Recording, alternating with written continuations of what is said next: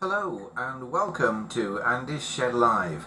This is series 16 and it's episode number 3 for Sunday the 11th of August 2024.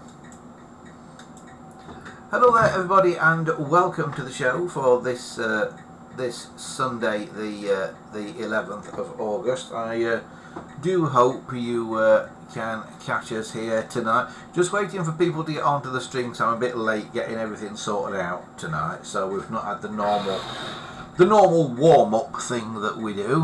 That's not happened today. So I'm just waiting for folks to appear and things tonight.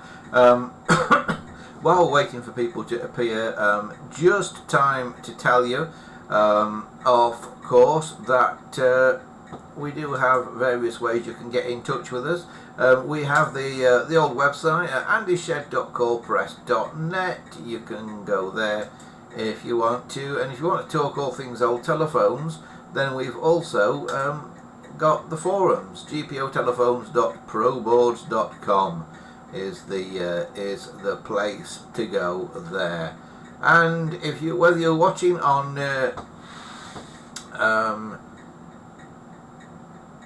YouTube or Odyssey or Restream or whatever, you will be able to see the chat today on the whatever that side.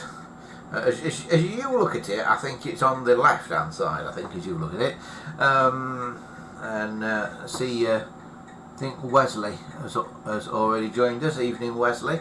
And that is the YouTube chat. So even if you're watching on a different platform, go and find us on YouTube and just open the chat window on its own on YouTube, which you can do. So you can watch on whatever platform you like, because to be honest, other platforms are better than YouTube. They don't put so many ads in. But the chat is on YouTube. So just use the chat on YouTube and actually watch on Odyssey. Then you don't get bombarded with that and stuff. So yeah, it's a very last minute show. I rushed back from a vintage rally today. It's been an absolute scramble all day today to get back in time. My head is absolutely banging headache. Absolutely banging. See, I seem to get regular headaches these days. I think it's part of getting old, but I seem to regularly have a headache these days, regularly. And I never used to get headaches at all.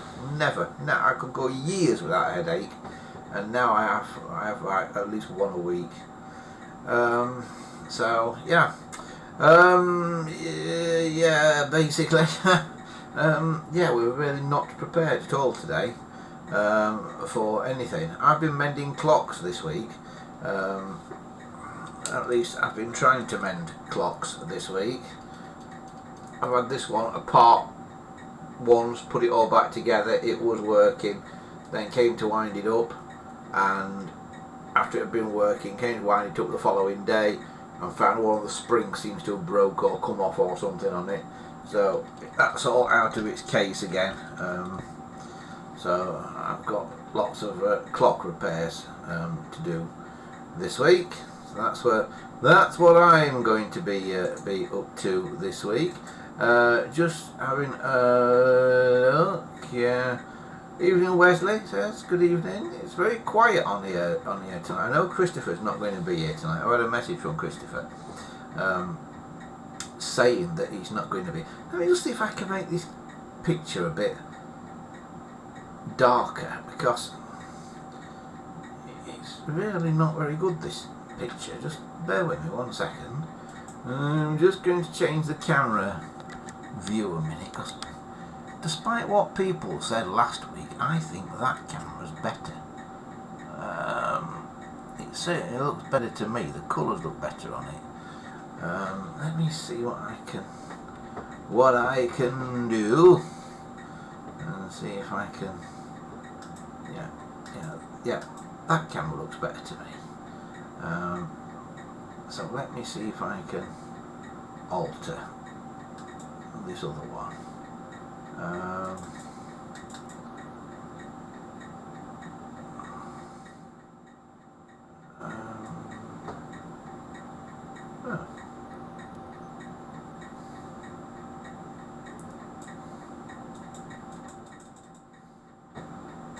that's severely messed with.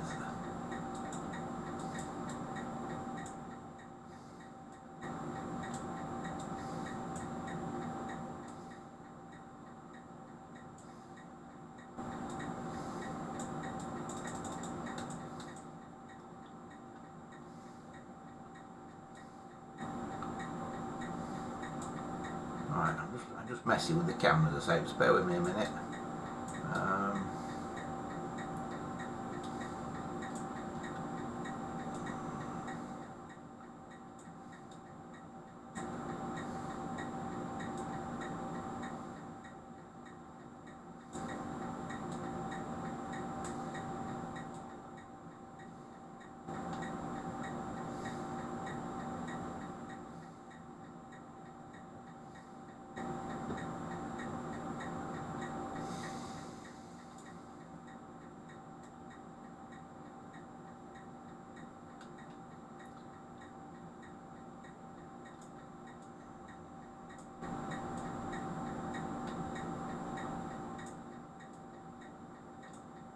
Let's remove that.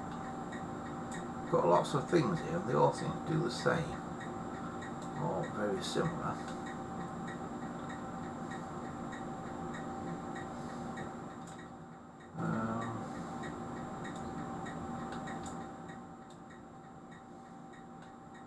That makes me a bit more.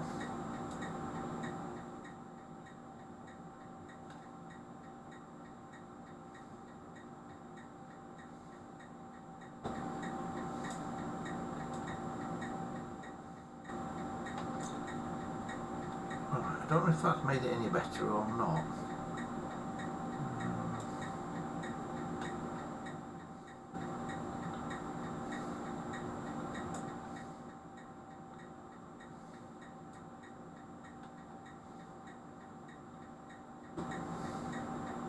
Oh, that looks better with the gamma down there. Right. That looks more like it. Let's try that. Right. Does that look better? A little bit. A little bit, I think. I think that's a little bit better. Yeah. Right. How are we doing? Oh, Fat Hobbit is with us. Hello there, Fat Hobbit. He's appeared. And he says, hello Andy, hello Wesley. I think some people are over on Odyssey. Yeah, if you're on Odyssey, your chat messages will not show up in the chat on here. I can't see your chat messages if you are chatting on Odyssey. So find it on either YouTube or on Facebook if you can. But I can't see the chat messages on Odyssey. Keith says, hi Andy. Hi Keith. It says, I was trying to get onto Odyssey, but I feel much happier on YouTube. I don't know why. I really don't know why. The day's going to come when everybody's just going to desert YouTube, and because YouTube treats its creators, i.e. people like me, terribly.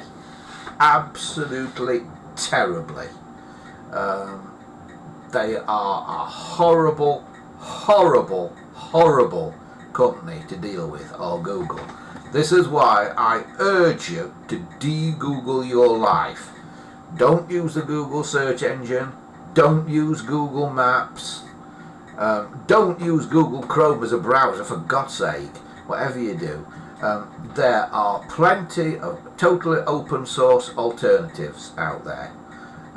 To all of those, so de-Google your life. Make it a thing to do this week. De-Google your life. Dominic's with us. Hi there, Dominic. He says, I hear there's a heat wave tomorrow. Yeah, it won't affect me. Don't feel the heat these days. Never feel hot these days. Never feel blooming cold though a lot of the time. Yeah, feel cold, don't feel hot. Used to be the other way around. You know, when I was young, they always used to complain about the heat. They always used to say, if you're cold, you can warm yourself up. If you're hot, you can't cool yourself down. Totally swapped on that now.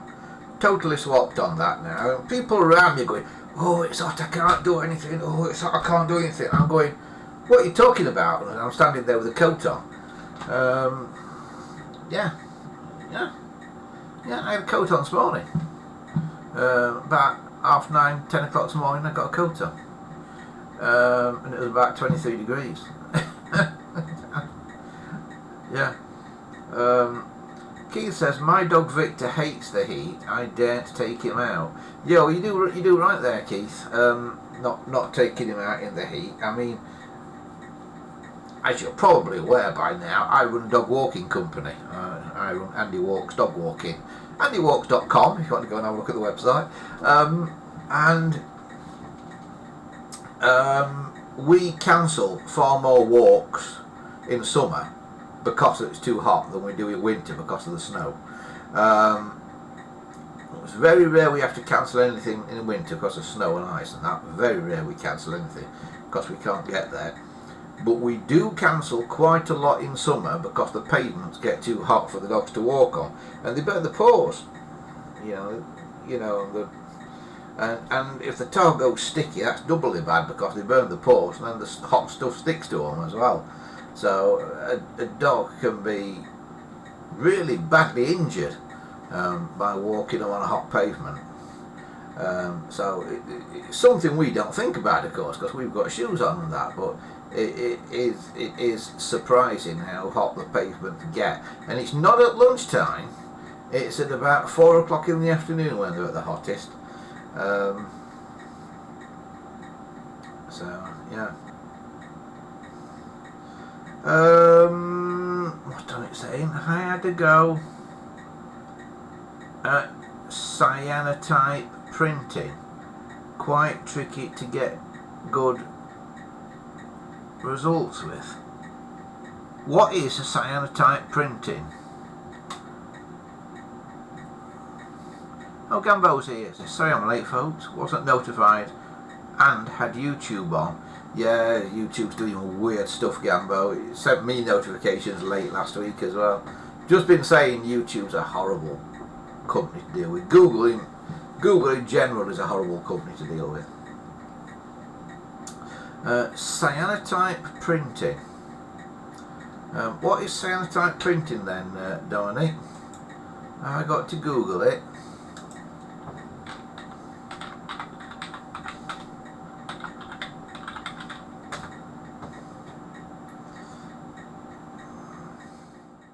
Oh, it's blueprints basically.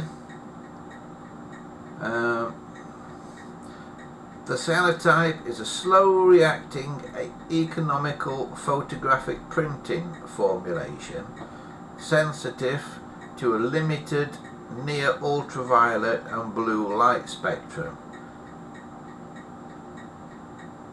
Right. Yeah. It's blueprints basically. Interesting stuff. So if you want blue pictures, yeah, is that how they make blueprints then? Looks like it probably is.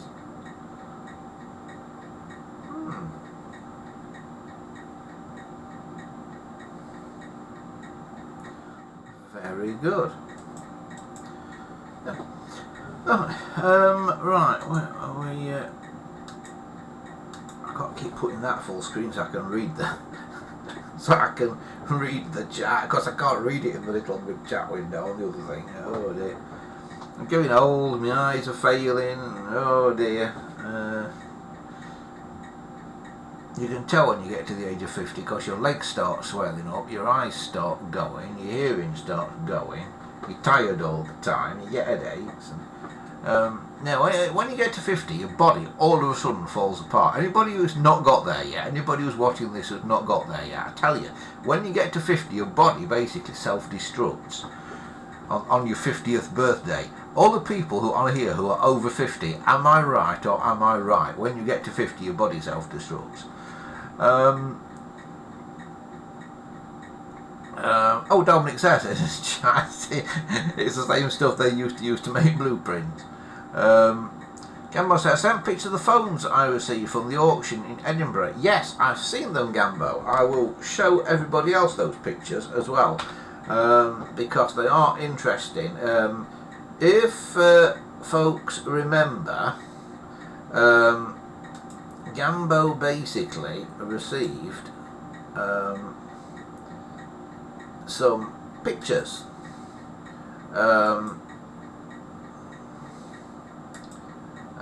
Yeah, Gambo received some pictures. No, not pictures. What am I talking about? Gambo received some phones that he won at an auction in Edinburgh, and he sent me by email. He sent me some pictures of the phones to show to you. That's right. See, we get there in the end. Right, and if I can now just find my email by the magic of computer science, we'll show them to you. I'm just waiting for the hamsters in the computer to go a bit faster in the wheel to make it work.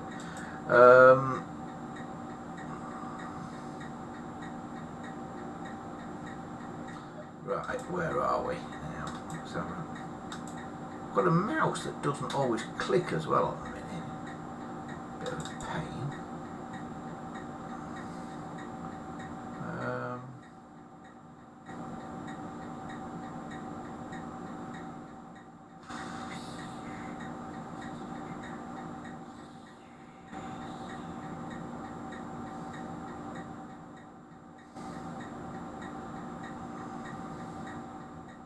You will not believe the amount of spam I get.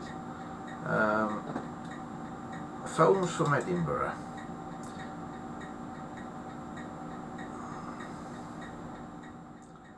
Right, so here we are. Alright, now I've got to make it so you guys can see it.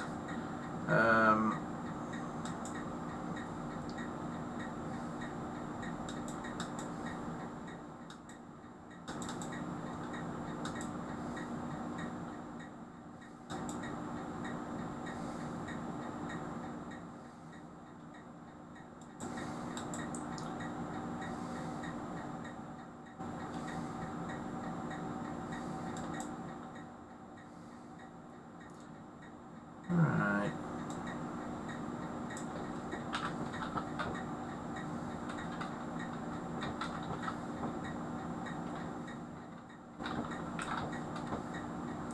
Right.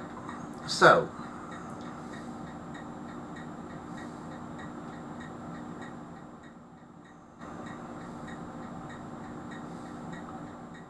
here we are. Here are the phones.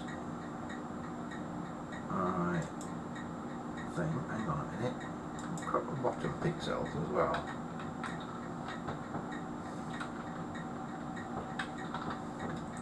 Yeah, that's better. Right, okay.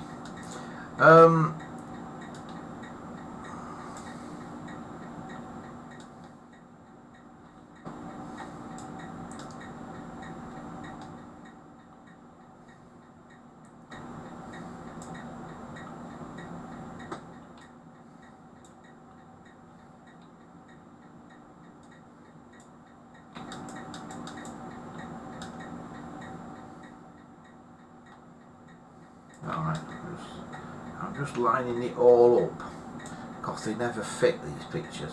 Right, so here is the first of the phones that Gambo's got from Edinburgh, a 200 series.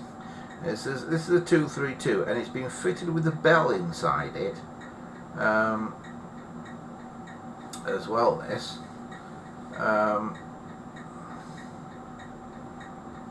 So there it is from the back. It looks in quite good condition, this. I'm quite impressed with this.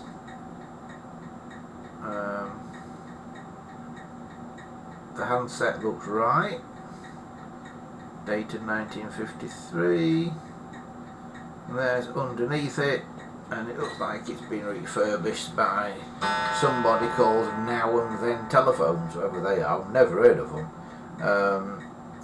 but they're quite a long way away from me, being Edinburgh, so it's probably not a surprise I've not heard of them.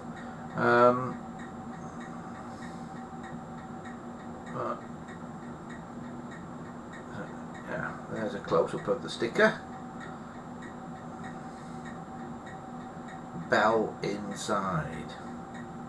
And there is the bell that's been mounted inside the phone. Now there were some telephone stores using these bells, putting these bells into things. I've seen them put inside compact phones and stuff like that. I think these bells come from America. I think that's where these bells have hailed from originally. I think I've seen them inside American phones and some modern phones as well. The modern G-Mark phones and that have them in sometimes, these little bells. Nothing wrong with putting the bell in there, but it would be far better off to have a bell box underneath the phone. Have a bell set under the phone. You will need, because your phone has got in it there a induction coil, you would need, Gambo, a bell set 26, which are not hard to get hold of because you've got the induction coil there in the phone. Now, the thing about these phones is some of the unscrupulous restorers pinch those induction coils out of these 200 series phones. So if you're buying a 200 series phone, make sure you've got that induction coil that you see on the right hand side there, because some of the unscrupulous restorers take them out. They will still work without an induction coil, but they will damage themselves eventually. Now, here is the Ericaphone. Can I go down a bit on that image? No, it doesn't go where I want it to actually go. Yeah, here's the Ericaphone that Gambo's got.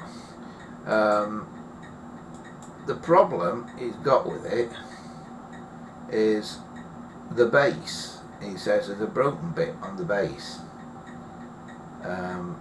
Now, it's that black bit at the bottom, you see, and you can see where it's chewed on the side there.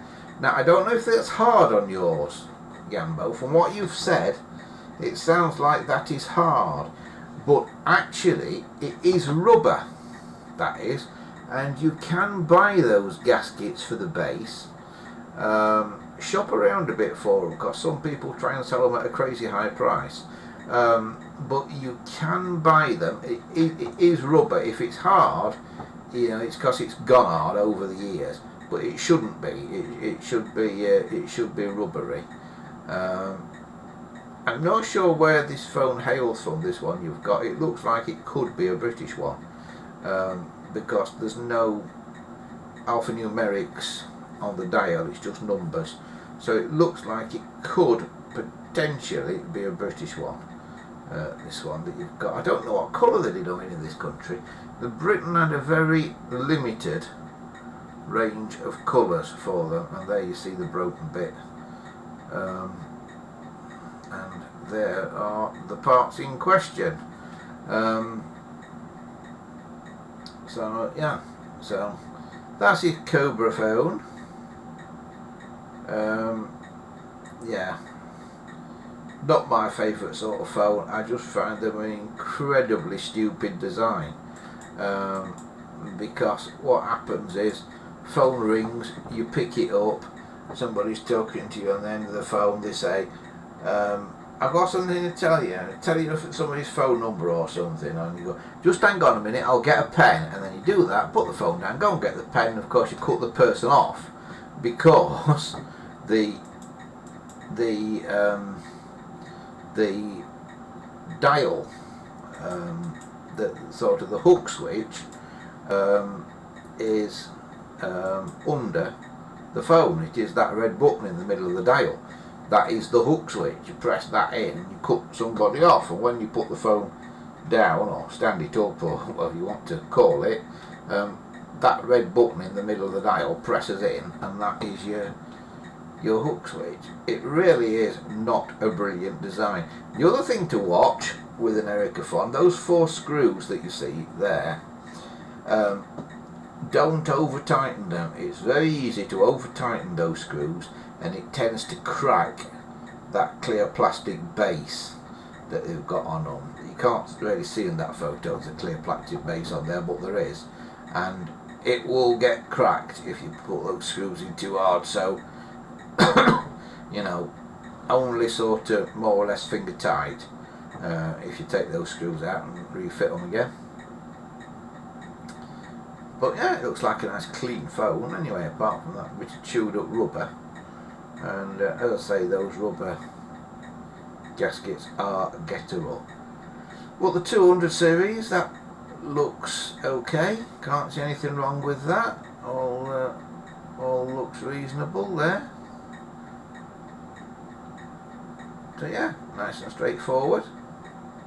Bell inside. So yeah, it's pretty good. I think you've done all right there, Gambo, with those. This way now tells me that he's actually paid £1 million for them, in which case you've not done so all right. But, yeah. So they are Gambo's recent purchases, shall we call them? What is going on in the chat? Wesley says, yeah, like I said, it says that's a gasket, Gambo, which it is, and replacements are available. Wesley says British ones, British Ecophons, would have been marked post office property or BT supplied. Yeah, I think the BT supplied was only a sticker though, Wesley. Just a little long white sticker with black writing on it says BT supplied. And they fall off really, really easily. So it could be a British one. The stickers just fell off over the last 40 years. Yeah.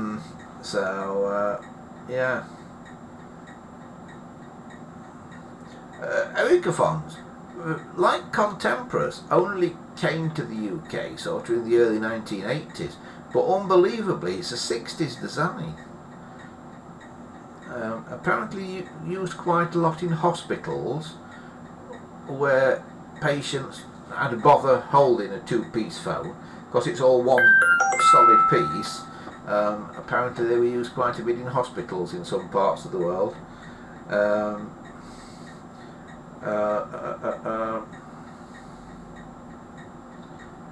Gambo says, I did send a vid of the dialling returning. Oh, did you? Perhaps I've just missed it.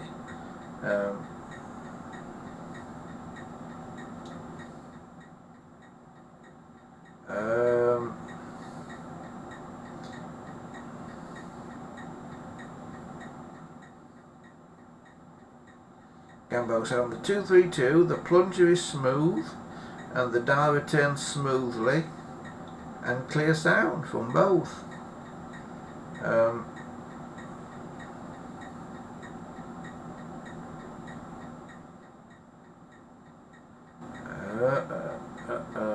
Right. Cool. So it's all good then, Gambo. Those two phones. Excellent. Well, that is very good to hear. It's nice to know when people get something decent from the auctions and things, because it's getting rarer and rarer to be able to get a bargain from an auction, whether it be like eBay online or whether it be your local auction house. I mean, my kind of local auction house here is Sheffield Auction Galleries in Sheffield, and they charge so much commission. It's ridiculous. You go and buy something from Sheffield Auction Gallery and it's like, you go and buy it and then when you go and pay for it, it's like a quarter of the price again because of all the commission and stuff that they charge. It is absolutely insane.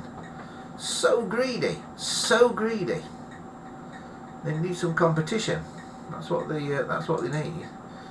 These auction houses, they need some competition.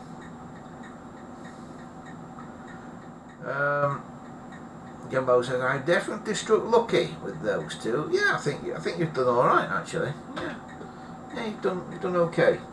They are okay, and that. Yeah, it's getting harder and harder to find things. I mean, I used to regularly go and,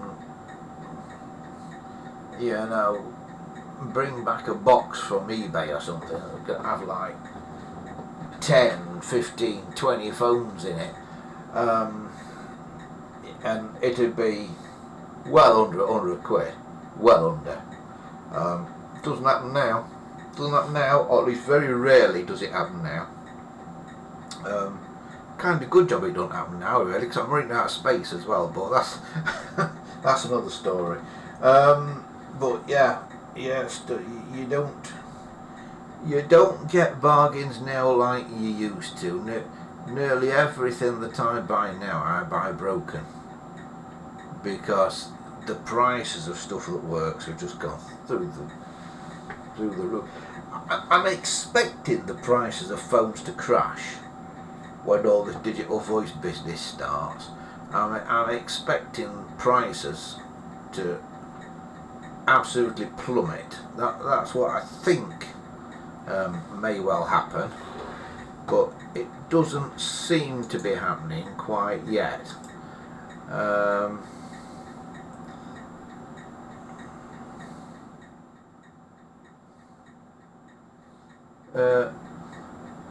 Gambo said he paid about £9 commission on top of the final winning bid. What was the winning bid then, Gambo? What was the actual bid that you put on?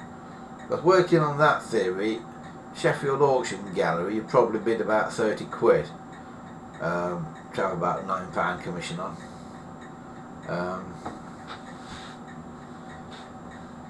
Yeah, it's crazy. I don't understand why they do it. I don't understand why an auction house can't have the commission in the price that the auctioneer says. I really don't get it at all. Why can the auctioneer not just tell you the price? I think the auctioneer should have to tell you the all-in price. I think that should be made a legal requirement that they tell you the all-in price. Because I knew a guy who took a picture into Sheffield Auction Gallery. I'm sure I've told this story before. Apologies if you've heard it before. But he took a picture. He'd acquired a picture and he took it into the auction gallery because it was quite a nice picture, and he thought he might get a bit of money for it. So he took this picture and they said, yes, certainly we'll sell that for you, sir, leave it with us and that.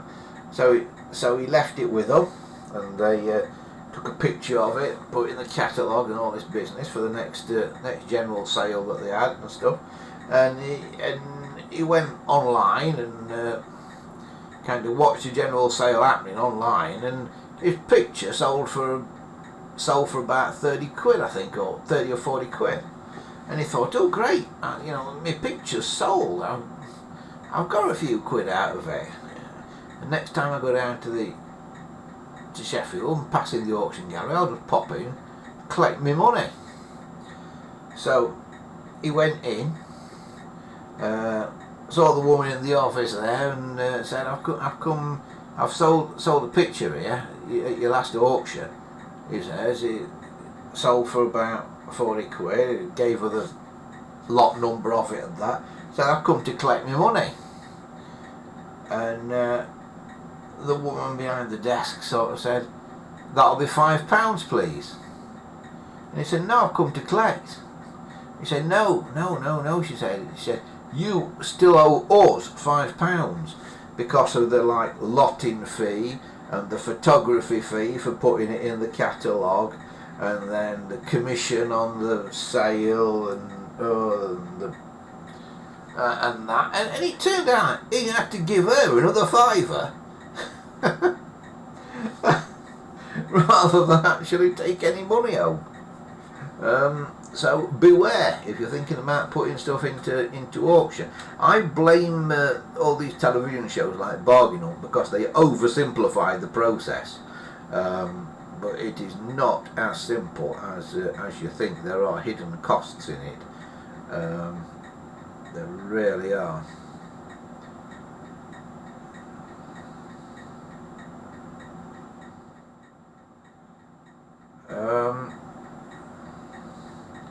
Gambo says, I think that's why I was able to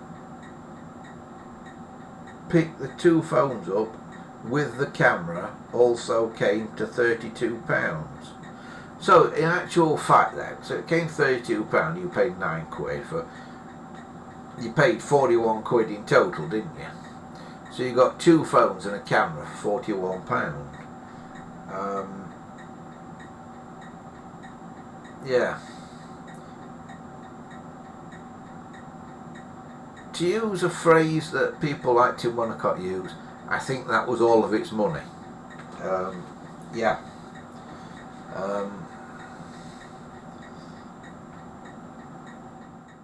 Yeah, that was quite expensive for an auction, in my opinion, because you've got to remember, I can see why you got it, because dealers will not have paid that for those items at auction that they don't know if they're going to work or not.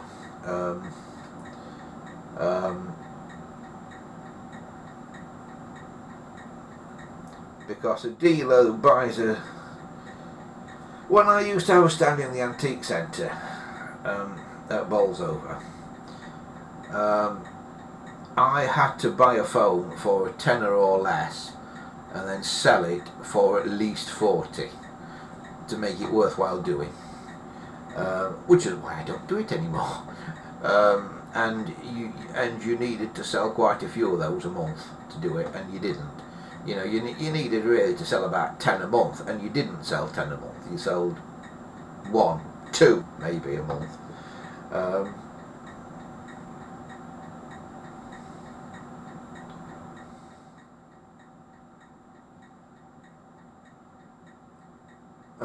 Wesley says, interestingly, I was talking to someone at work the other day who is with Sky.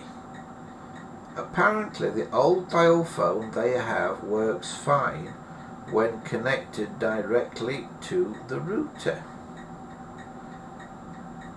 So Sky's routers must have a analog terminal adapter built into them. Then they must be able to deal with pulse dialing as well as tone dialing, and there's no reason they shouldn't be able to.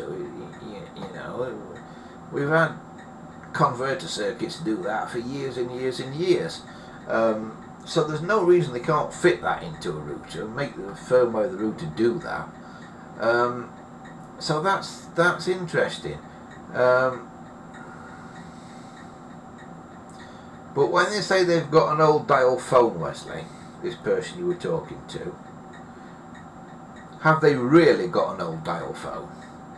I.e., is it genuine, or is it one of these replicas with a dial on that actually still dial out using tone dialing, but they have got a full dial on? It's interesting how they work. It's kind of an optical sensor on the back of the dial, but it does actually dial with a tone rather than a pulse on some of these modern replica things. So, because I can imagine people getting caught out having a modern phone and thinking they've got an old phone, because it happens.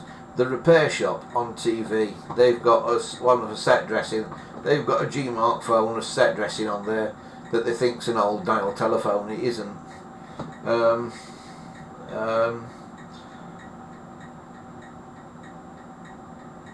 But yeah, it's interesting if it works with Sky. They're saying, I've heard anecdotal evidence that it doesn't work with BT, with what BT provides you, but I don't know for certain. It's not happened here yet, and basically they try and get stuff through the door all the time, trying to get to a fibre internet and that.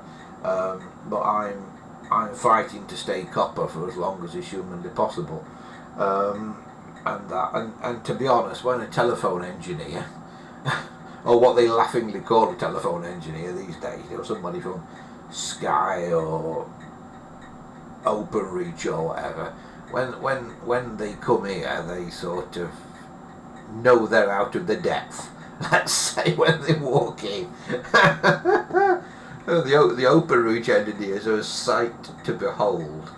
when they walk in here.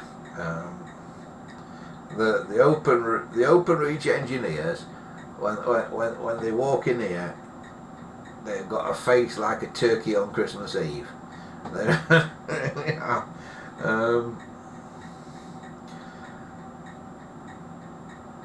Wesley says it definitely doesn't work with BT. So are you telling us we've all got to get Sky boxes then instead of BT boxes?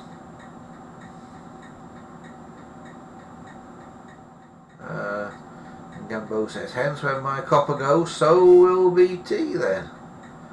Yep. Yeah, give them a push.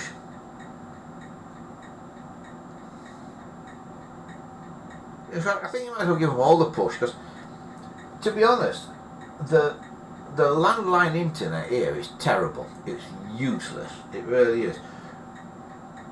For the last month or so, if I want to watch YouTube, I've got all these smart TVs, fairly old one, Samsung smart TV,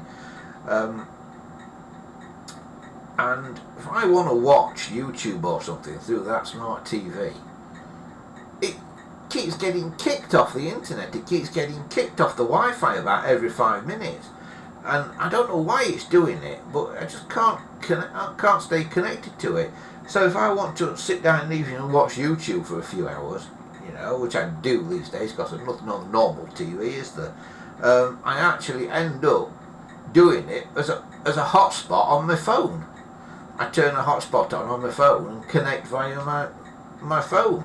My 4G, it's not even 5G, my 4G phone works far better than utility warehouse stroke TalkTalk's wired connection does.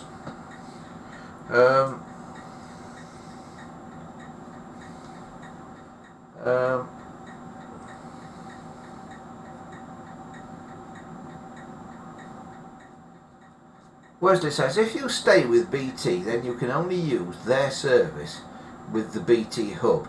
How does that work though, Wesley? Because their hub is a router, basically, right, isn't it? Yeah? Yeah. So, for instance, you want to connect to CNET, you plug an ATA, an analog terminal adapter, into one of the yellow Ethernet ports on the back of that router, and it should connect because it's an Ethernet port, and you should be able to port forward to it and from it.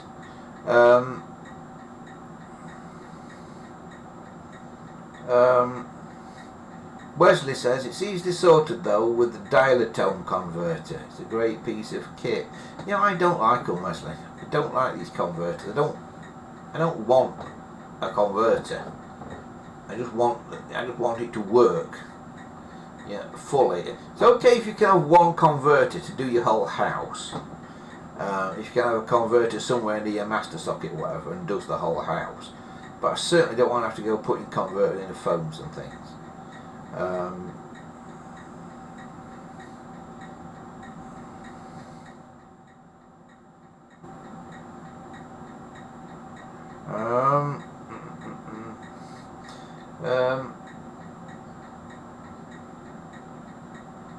Oh, Wesley means that their voice service you're stuck with. Yeah, well, I wouldn't have the voice service. Wouldn't have it. I would have a third party VoIP. If you, when it happens, when this thing happens, basically all your calls are going out from your house via VoIP anyway. So it will go off when the power goes off and stuff like that. So don't give BT the benefit. Go to a third party VoIP provider. Go to somebody like Vonage or somebody like that, and get your calls through them. That's what I would say. If BT are insisting on this digital voice nonsense, make them pay the price, is what I say. Bring them down. don't stay with them. Yeah, don't stay with them, because it is a retrograde step. And by the way, you can force your provider, when you do get digital voice, they can be forced to give you a battery backup, so your system will continue to work for an hour after the power has failed. They don't like giving out these battery backup units, but you can tell them. The Ofcom say they have got to give you one if you ask for it, and you can get them in trouble with Ofcom if they don't. So everybody now should say, I want a battery backup unit.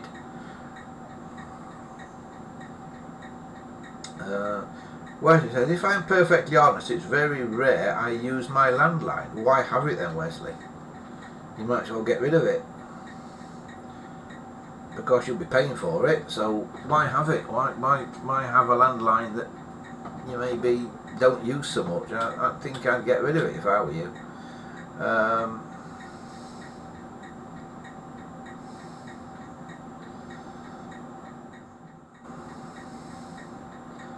Yeah. Yeah, I'd get rid. But what worries me about the digital voice thing is privacy.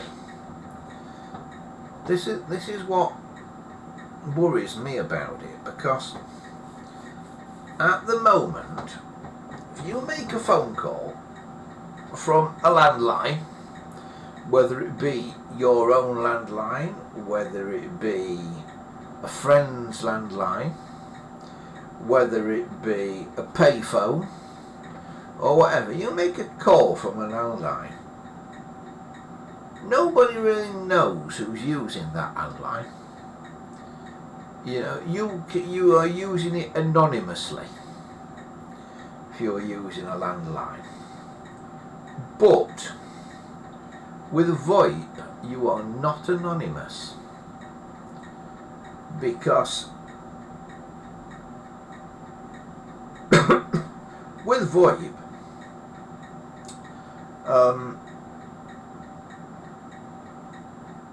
whatever system you have, first thing it generally asks you to do, if you've got a VoIP app on your phone or something, first thing it asks you to do is log in with your name and password.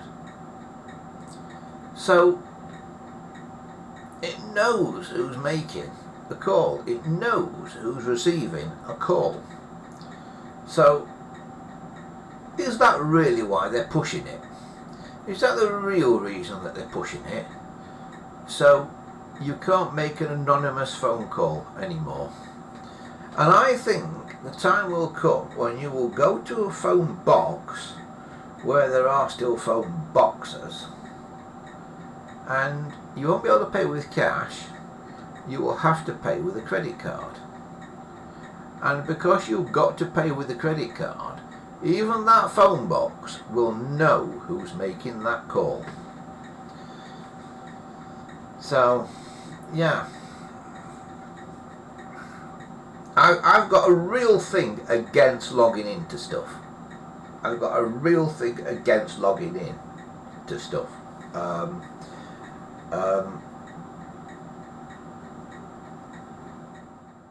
Things want you to log in for absolutely no good reason. For instance, TV. You're watching your favourite TV channel, whatever it may be, through their app. Why do they need you to log in to watch TV? Eh? Particularly if it's a commercial channel, i.e. not the BBC, with their rip-off highwayman licence fee. But if you're watching like Channel 4 or Channel 5 or something, why do they need you to log in to watch their content? Big Brother is watching you.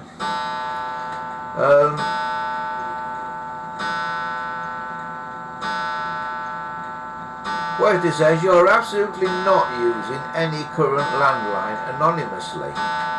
You are though if you're putting coins in a payphone, aren't you? Or you are if you're just borrowing the phone in your local pub or something. Nobody knows who's making that call. But if you've got to, if your landlord in the pub hands you a phone where you've got to log in because it's VoIP, rather than just put 10p's in it, then it's going to be a lot less anonymous than it is at the moment. Gambo says, I use my landline to test my newly purchased phones, or phones I've fixed up or converted.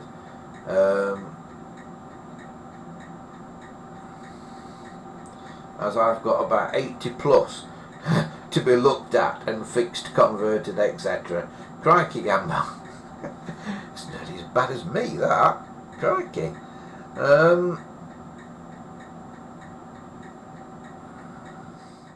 Whereas it says, what payphone? They're all defibrillators around here. Well, they increasingly are here, but there are still some payphones about.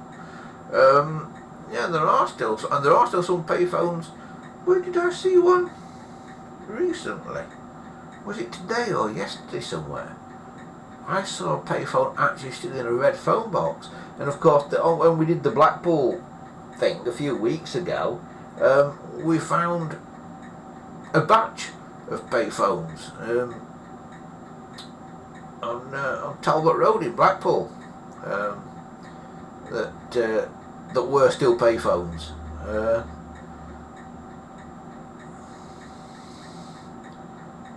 But yeah, turning payphones into defibrillators, I'm not terribly sure that's a great time. You see, they put these defibrillators everywhere now, but who knows how to use one of them?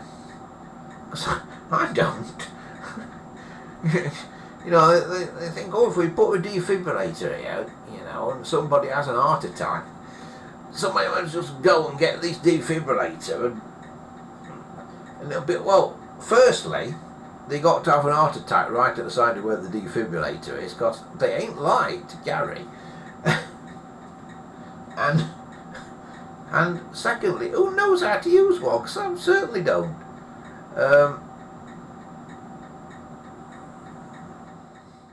Dominic says, there's a phone box not too far away from me that's a tiny library. Yes, I've seen some of those as well, Dominic, yeah. Yeah, that's not a bad idea. I've also seen them like community notice boards and stuff like that. Mind you, they're always kind of community notice boards, weren't they? There are always notices inside. not even going to go there. But there were always lots of cards inside payphones, weren't there?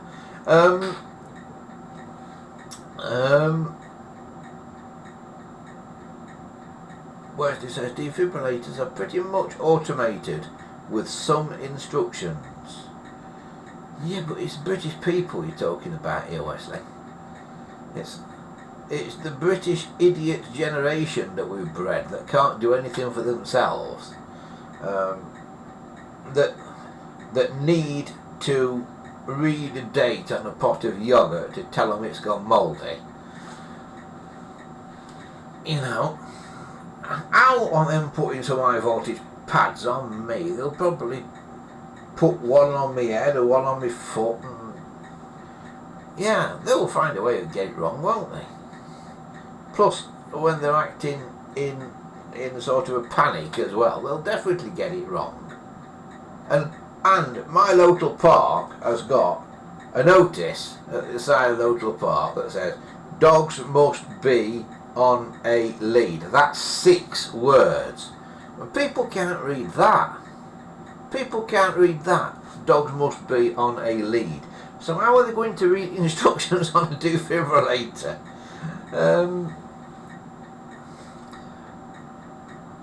Gambo says, I've got crates of telephone parts in a cupboard upstairs, and the shed is full at the moment with Iceland crates too. That's where all Iceland's crates have gone, is it? Yeah. Oh dear me, it's good that. Yeah. The thing is, you have to have lots of parts, Dominic, because you'll find yourself sitting on bits for years and years and years that suddenly you'll use, because this happens to me more and more and more now, that I buy half a telephone and I'll sit on half a telephone, and then 2 or 3 years later I'll buy another half a telephone, and the two bits will go together and make a complete one. But the thing is, that half a telephone will have been a fiver, that half of the telephone will have been a fiver. Put them together and I've got a telephone for a tenner, but you go and try and buy that phone complete and it'll be 60-70 quid. So playing the waiting game definitely works. Like these, for instance. Do you want to pick it up? These wall phones, these Bakelite wall phones. I didn't have one of these for years and years and years, and suddenly recently I've now got about 3, I think. Because all of a sudden some have come up like this, a bit's missing. I mean, spot the missing part and win a special prize. But apart from the fact it's got no handset on it, it's in good nick, it's all there. So just needs a handset. So yeah, if you've got a handset in stock, stick it on, you've got a complete phone. So yeah, these are quite good because they've got about 12 on. So yeah, I'm going to be looking at these at some point in the near future. We will be looking at those, getting those going. But I'm at the stage now where I've got problems of space and putting stuff, and I am fully expecting some more things to arrive quite soon as well. Because what has started happening is I've started accepting phones from people's collections. This has happened a couple of times now, where people have contacted me and said stuff basically like, I've got a lot of phones, I'm kind of a bit worried what's going to happen to the collection after I'm gone. I'm not getting any younger. Would you like to take some of them on into the collection? I know you've got this idea of maybe one day opening a museum or something. Take some of these phones that I've collected. And that is happening, and that's kind of, in some ways it's a nice thing to have happening, of course, but in other ways it's a massive responsibility, because you've then got to look after those things. I look at it this way: we are only custodians of this stuff, and we all hope that the stuff that we've collected, and particularly the stuff that we've restored, will be here long after we're gone. And basically, we need a telephone museum that is decent in this country, and there are places that have a go at parts of it. I mean, there's the kiosk collection, isn't there, and that, where all the phone boxes are and stuff, and they kind of have a go at a bit of the story. And Milton Keynes Museum has a bit of a go. They've got some telephones and stuff, but there isn't a dedicated telephone museum, and there is enough stuff that I think there probably should be a dedicated museum, because there's enough stuff to fill it. So yeah, yeah, it's difficult that. I don't know what you would do really to solve that problem. But yes, it does need a museum. But the problem in this country, particularly now Keir Starmer's got himself in charge, the problem in this country is every little space where you might have had a little independent museum, nobody can afford to rent that building because they want to knock it down and build flats on it to house about 1,000 migrants. Sorry, let's call them what they are: illegal immigrants. So yeah. So we're on an overcrowded little grey rock in the middle of the sea. We are such a tiny speck of a non-entity, and when I say that, what I actually mean is get a globe of the world. Don't do a map. Get an actual globe of the world so everything's in scale. Get a globe, about yay far across. See if you can find Britain on it.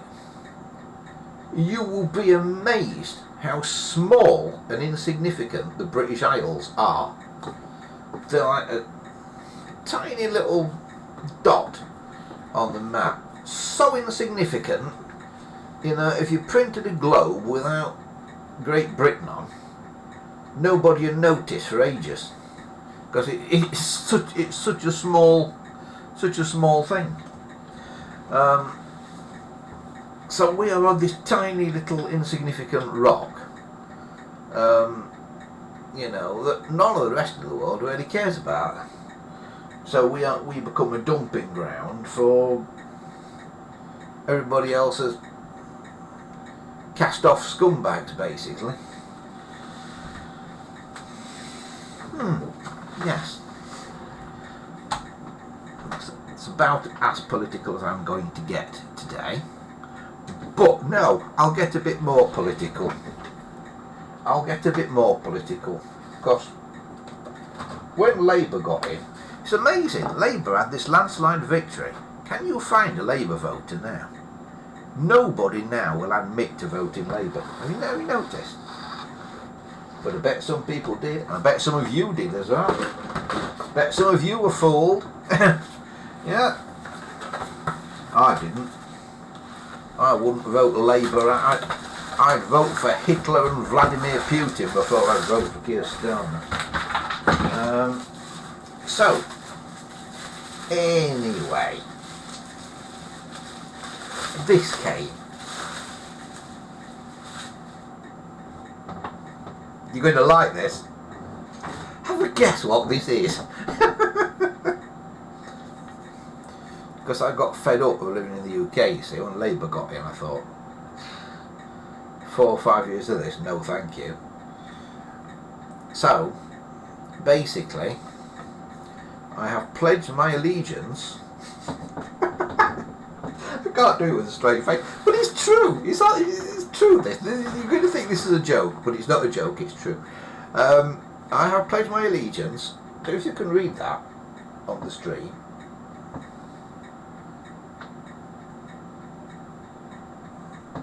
But I am now a lord of the Principality of Sealand, which is a small independent country in international waters, basically off the coast of Essex. And you've never heard of it, have you? That's because they don't want you to know it exists. But if you Google the Principality of Sealand, it's a brilliant place. It's a brilliant story. Really, really good. Somebody should make a movie about the Principality of Sealand. I heard it was in the works, but it's not happened yet. But yeah, there you go. I am a lord of the Principality of Sealand. Signed by Prince Michael of Sealand. How cool is that?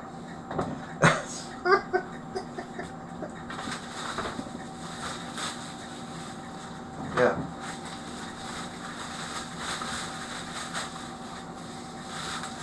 Sealand shed, says Dominic.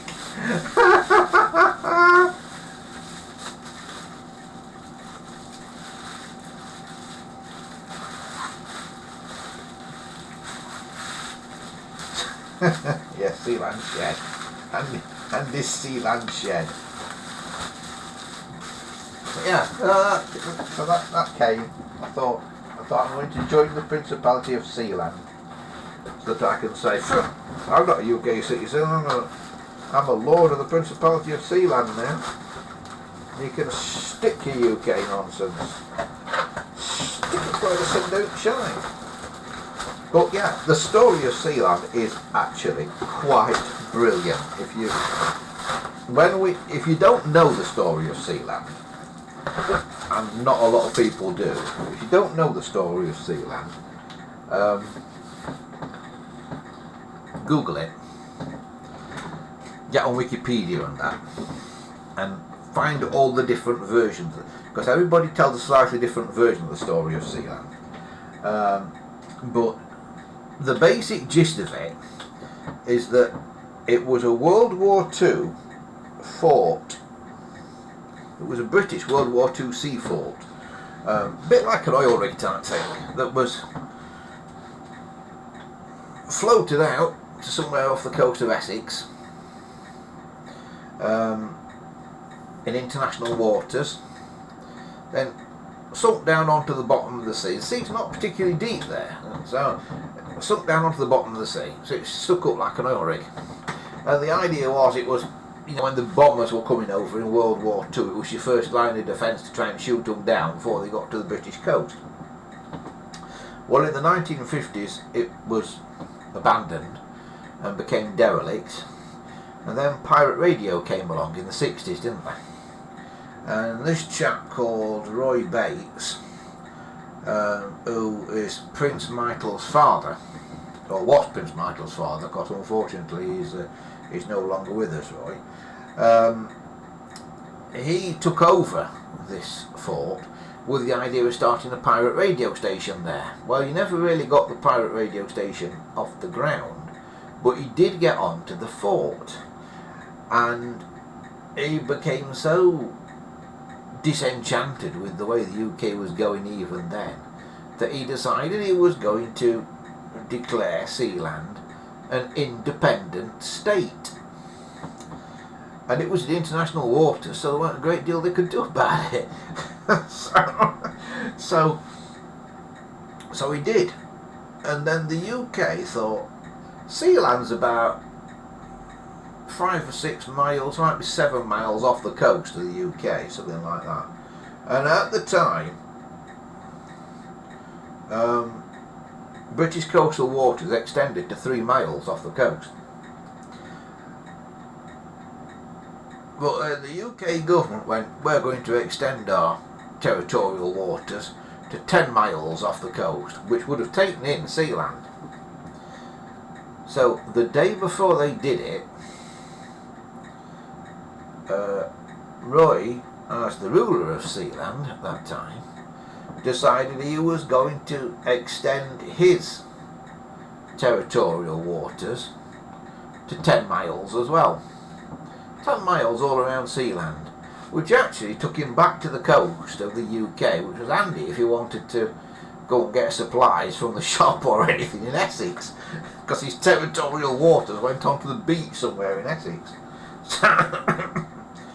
So he did that the day before Britain extended its territorial waters.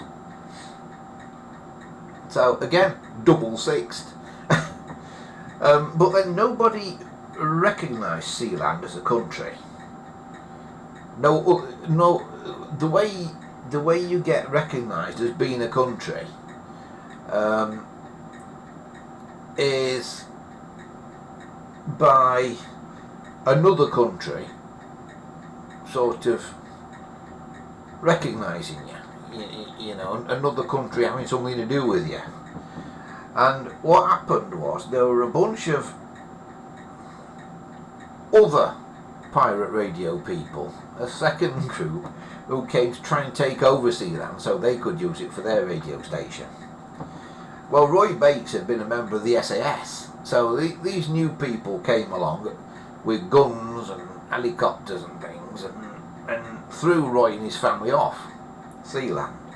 But because he'd been a member of the SAS or something like that, I don't remember the exact details of it, he returned with bigger helicopters and bigger guns and got these people from sort of Denmark or Holland or somewhere, I think it was. And he basically captured them. He took Sealand back, SAS style. And the thing is, because it was a World War II fort, it had a brig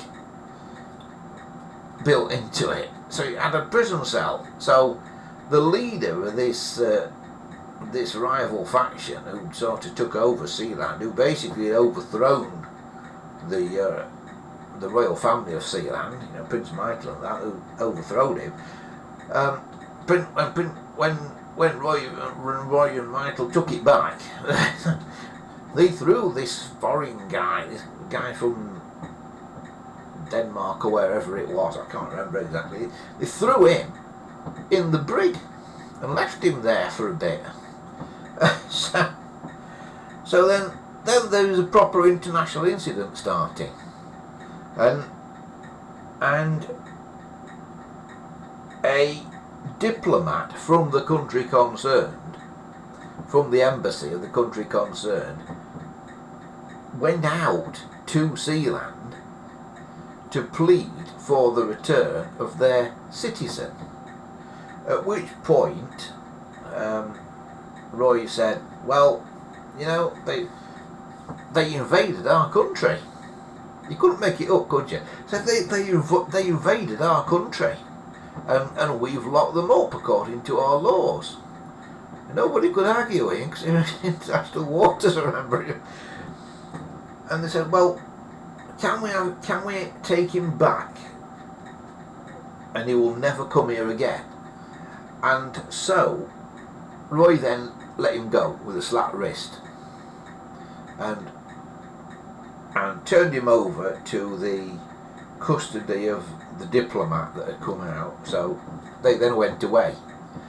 But what that did, because that diplomat from that country had come out to Sealand, it's something called de facto recognition of Sealand as a country, because this other country, let's say, I can't remember exactly where it was Denmark or somewhere like that, they had,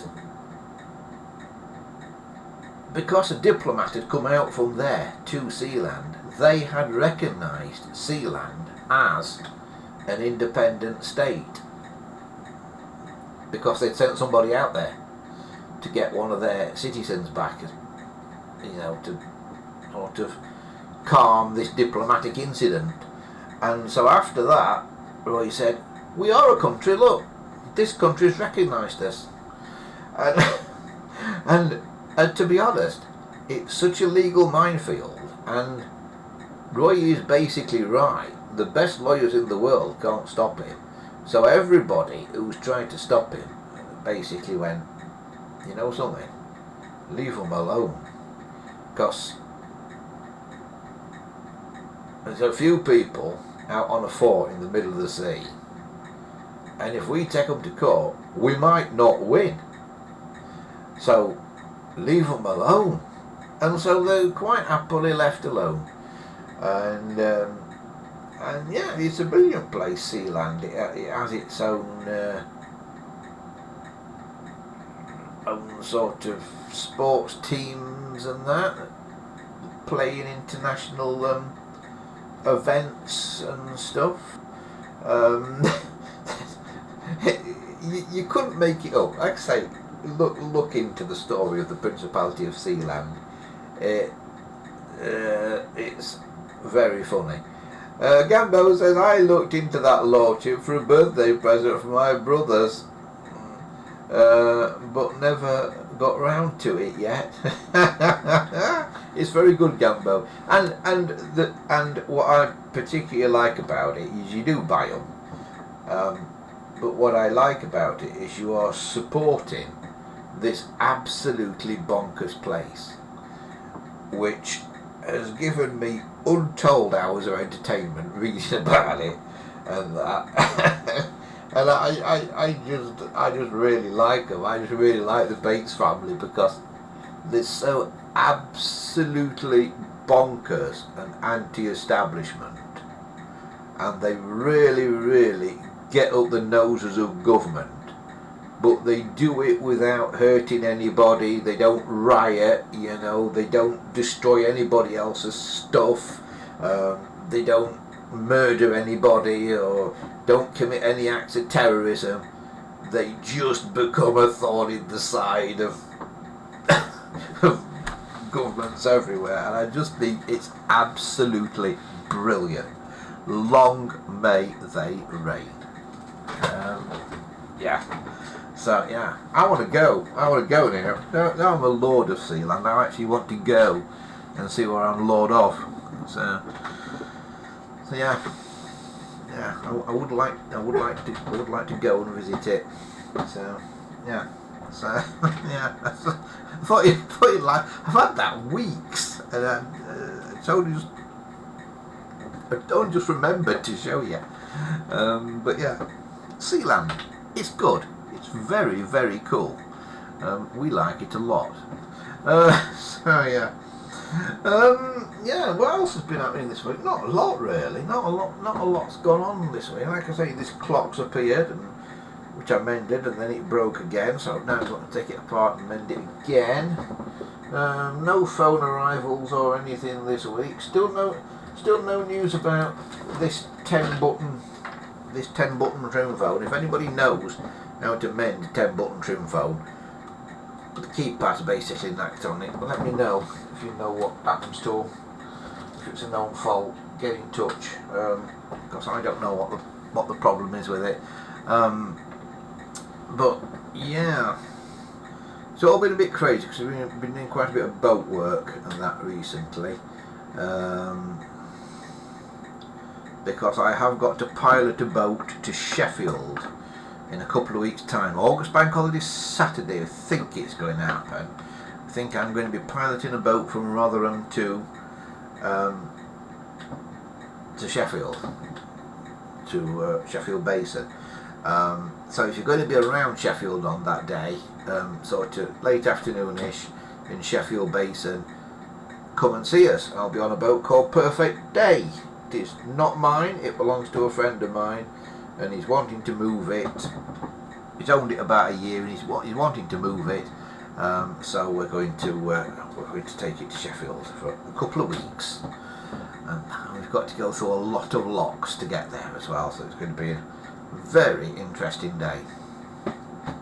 Yeah, so that is about that really. Actually, no phones or anything have arrived recently, so I've not got anything new to show you on the old telephone front, and I've not had time to get on with any of the ones that are here either, because I have got quite a few here that need stuff doing to them. That's why this little room that I'm sat in gets quite full, because I leave things in this room if they're ongoing projects that need more work on them, and when they're done I move them out of here. But there's a lot of stuff in here at the minute, a lot of stuff in here, so yeah, there's a lot still to do at the moment, and a lot of spares and things. I've just found a box, I don't know what else. It's a cord.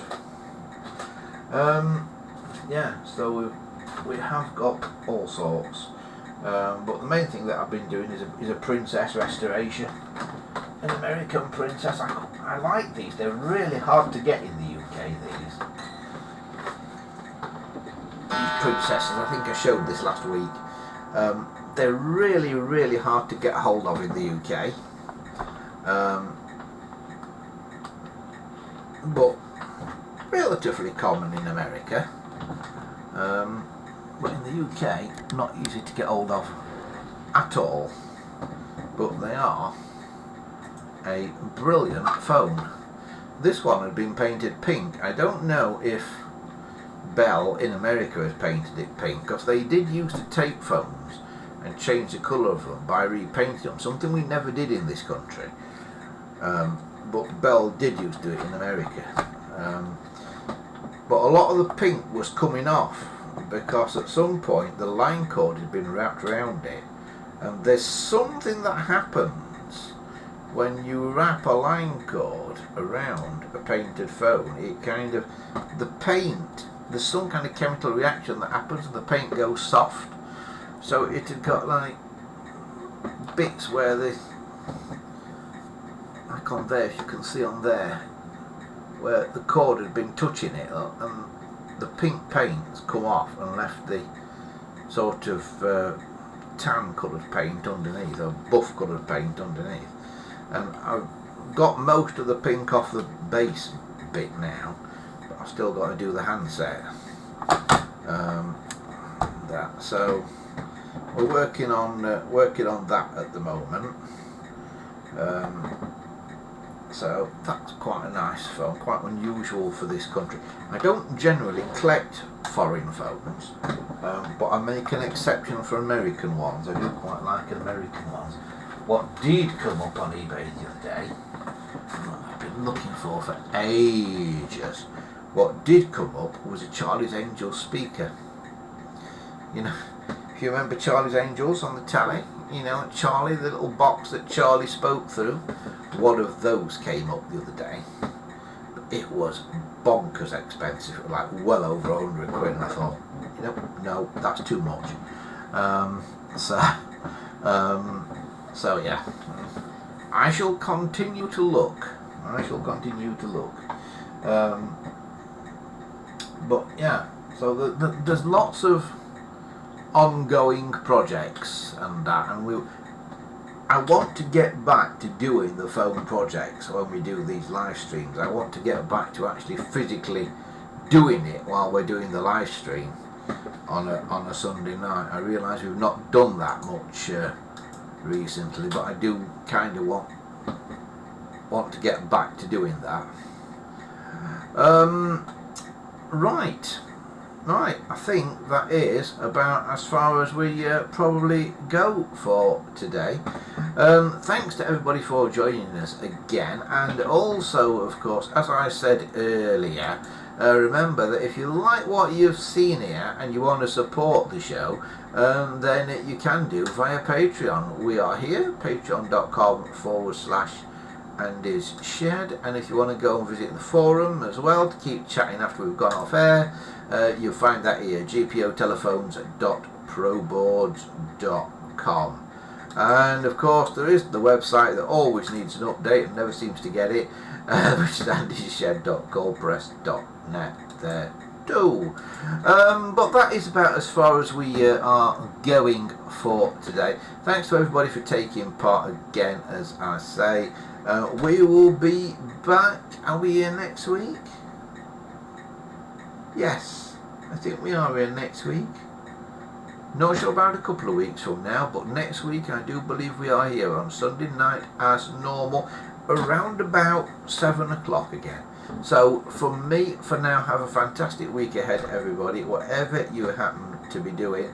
And from Lord Cooper of Sealand, have a great week. Bye bye.